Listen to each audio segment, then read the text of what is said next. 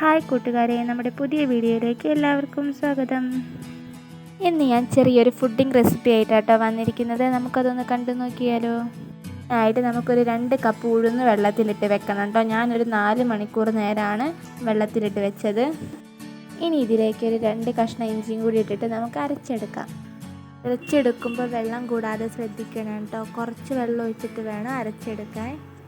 ഇങ്ങനെ അരച്ചെടുക്കുന്ന മാവ് നമുക്ക് നന്നായിട്ടൊന്ന് മിക്സ് ചെയ്ത് കൊടുക്കട്ടോ. നമ്മുടെ കയ്യന്നെ ഉപയോഗിച്ച് ഒരു 5 മിനിറ്റിൻ്റെ അടുത്ത് നന്നായി മിക്സ് ചെയ്യണം കേട്ടോ. അത് നമ്മുടെ സ്നാക്സ് കുറച്ച് സോഫ്റ്റ് ആവാൻ സഹായിക്കുന്നതാണ്.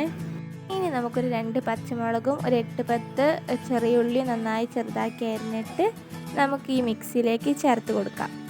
കറിവേപ്പില ഉണ്ടെങ്കിൽ അതും കൂടി ചേർക്കട്ടോ. അവിടെ കറിവേപ്പില തീർന്നു പോയി, അതാണ് അതിടാത്തത്. ഇനി നമുക്ക് ആവശ്യത്തിന് ഉപ്പ് ചേർത്ത് കൊടുക്കാം.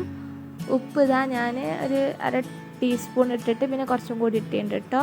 പിന്നെ നമുക്ക് കായപ്പൊടി ചേർത്ത് കൊടുക്കുക. കായപ്പൊടി കുറച്ചിട്ടാൽ മതി കേട്ടോ ആവശ്യത്തിന്. പിന്നെ ഞാൻ കുരുമുളകാണ് ഇട്ടത്. അത് ഞാൻ ചതച്ചിട്ടൊന്നുമില്ല കേട്ടോ, അപ്പാട് കുരുമുളക് ഇട്ട് കൊടുത്തതാണ്. അതാകുമ്പോൾ അത് കടിക്കുമ്പോൾ നല്ല രസമുണ്ടാവും, അതുകൊണ്ടാണ് അങ്ങനെ ചെയ്തത്. ഇതാട്ടോ നമ്മുടെ മിക്സ് റെഡി ആയിട്ടുണ്ട്. ഇനി നമുക്കൊരു സ്റ്റവ് കത്തിച്ച് അതിലൊരു പാൻ എടുത്ത് വെച്ച് അതിലേക്ക് നമുക്ക് എന്ത് ചെയ്യാം, ആവശ്യത്തിന് ഓയിൽ ഒഴിച്ച് കൊടുക്കാം. ഓയിൽ ചൂടായതിന് ശേഷം നമുക്ക് ഓയിൽ ചൂടായോ നോക്കാൻ കുറച്ച് മാവ് അതിലേക്ക് ഇട്ട് കൊടുക്കുക. അപ്പോൾ ചൂടായിട്ടുണ്ടെങ്കിൽ നമുക്ക് മനസ്സിലാവും. ഇനി നമുക്ക് കുറച്ച് മാവ് എടുത്ത് ഇങ്ങനെ ഇതുപോലെ ഇട്ട് കൊടുക്കട്ടോ. ഇത് കുറച്ച് വെള്ളം ഒന്നുകൂടി ഡ്രൈ ആണെങ്കിൽ നമുക്ക് ഇത് ഉഴുന്നുവട പോലെയും ചൂടട്ടോ. ഇത് ശരിക്കും ഒരു ഉഴുന്നപ്പം എന്നാണ് ഞാൻ പറയുന്നത്. കുറച്ച് ഡ്രൈ ആവാൻ നമുക്ക് കുറച്ച് അരിപ്പൊടി ഇട്ട് ഡ്രൈ ആയി കഴിഞ്ഞാൽ നമുക്കിത് കയ്യിൽ വെച്ചിട്ട് ഉഴുന്നുവട പോലെ ചുട്ടെടുക്കട്ടോ. ഞാൻ പിന്നെ ഉഴുന്നപ്പം പോലെ കുറച്ചാക്കി ചെറുതാക്കിയൊക്കെയാണ് ചുട്ടത് കേട്ടോ. 2 സൈഡും നല്ല ബ്രൗൺ ആയി കഴിഞ്ഞാൽ നമുക്ക് മറിച്ചിട്ടിട്ട് എടുക്കട്ടോ.